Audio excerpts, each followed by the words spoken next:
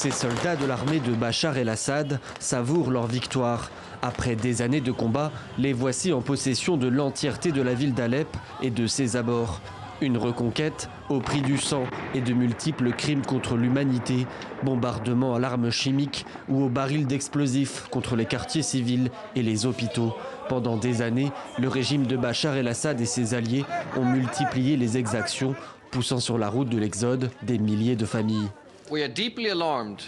Nous sommes profondément inquiets de l'escalade militaire en cours dans le nord-ouest de la Syrie qui a déplacé plus de 800 000 personnes depuis le 1er décembre. Il s'agit de l'un des pires déplacements provoqués par l'homme que nous ayons vu dans le monde depuis des années. Une crise humanitaire sans précédent. Et parmi les centaines de milliers de réfugiés, la moitié sont des enfants. Direction pour ces familles, la dernière poche de résistance au régime, la région d'Idlib. J'ai très peur que le régime n'avance sur ces zones. Ici, les gens sont tous des civils et des déplacés.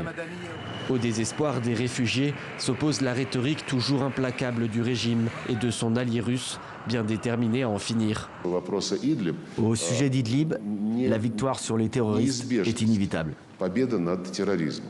Et le pire reste peut-être à venir. Près de 3 millions de personnes sont prises au piège dans la région d'Idlib, alors que Bachar el-Assad a désormais repris plus de 70% du territoire syrien.